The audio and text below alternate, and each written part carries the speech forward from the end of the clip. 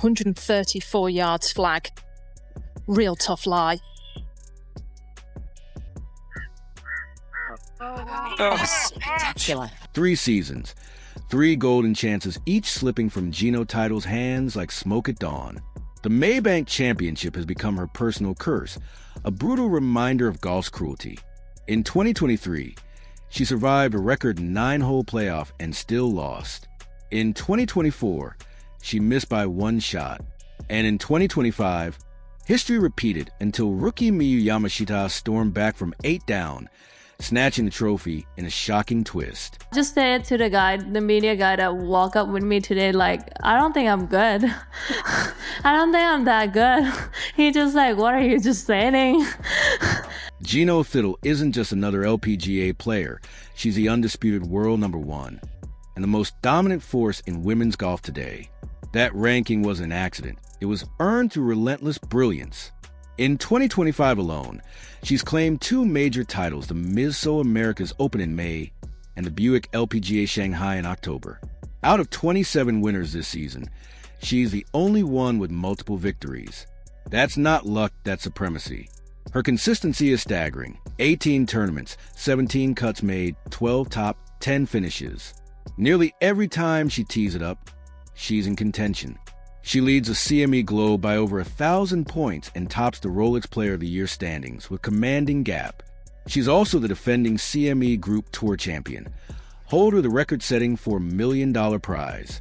And the wildest part? She's only 22, already rewriting history. That's the new #1 player in the world speaking. After 71 consecutive weeks at the top, Nelly Korda has been replaced by 22-year-old Gino Thitikul. This isn't just a rising star having a breakout year. This is a once-in-a-generation talent performing at the height of a historic season. Whenever Gino Thitikul steps onto a course, expectations rise with her. She isn't there to try. She's there to win. And nowhere has that pressure felt heavier than at the Maybank Championship, a tournament that has haunted her for 3 straight years. For Gino, this event isn't just another LPGA stop, it's unfinished business. In 2023, she survived a brutal 9-hole playoff in sweltering heat, only to lose in heartbreaking fashion. In 2024, she shot a stunning 22 under, yet Runningen beat her by a single agonizing stroke. So when she returned to Kuala Lumpur in 2025, she came armed with experience, determination, and scars. Early rounds went perfectly, but on Sunday, tiny misfires and a cold putter reopened old wounds. When I was young, I just thought about winning a tournament. Just one tournament on the LPGA would be enough for me. But to hear where I am now, I don't know how I get it. The rhythm that carried Aya Gino title to 2 major victories earlier this season vanished at the worst possible moment.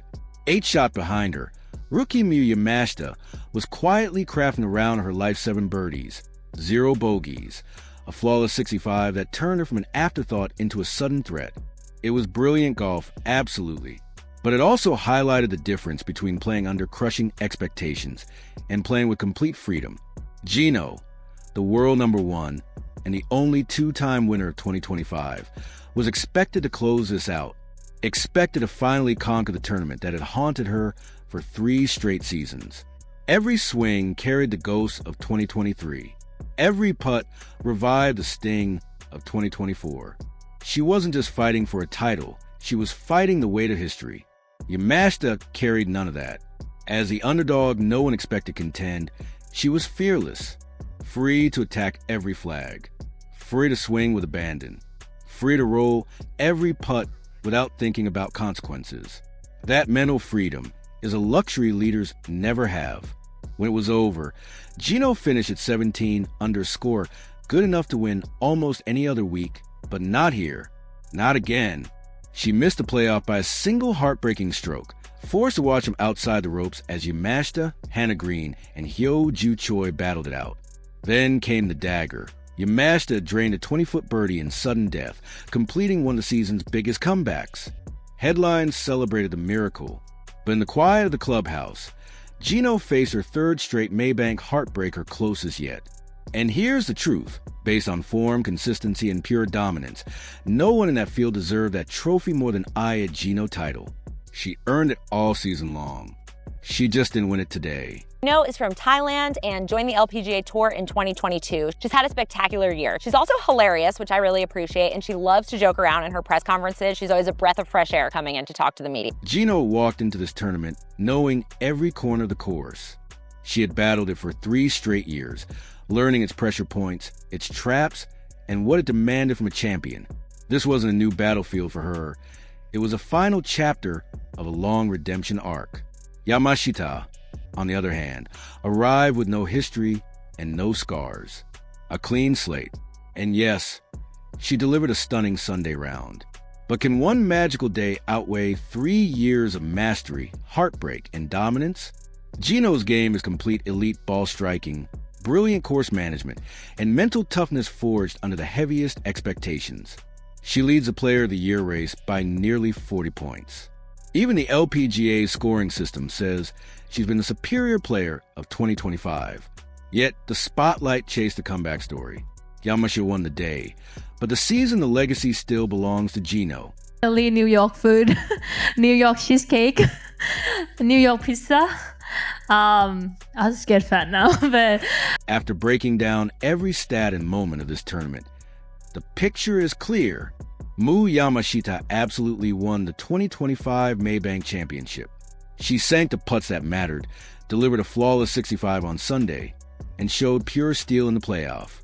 She earned that trophy. But did Yamashita Thitikul deserve it more based on ranking, consistency, and 3 years of Maybank heartbreak? There's a powerful argument she did. This isn't taking anything away from Yamashita's brilliance. Her 8-shot comeback was historic. But golf doesn't always reward the season's best. Sometimes it crowns a player who catches fire at the perfect moment, the outsider with nothing to lose, not the world number 1 carrying the weight of expectation. Gino remains the most dominant force in women's golf, yet the Maybank trophy still escapes her. One bounce, one putt, one moment could have rewritten everything. Maybe 2026 will finally be her redemption. What are you most looking forward to eating while you're out here? Lobster roll.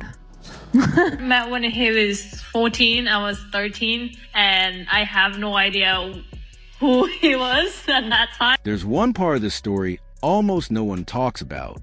Fans focus on stats, rankings, miss putts, the obvious things. But beneath all that, a deeper battle was unfolding, one most people never notice.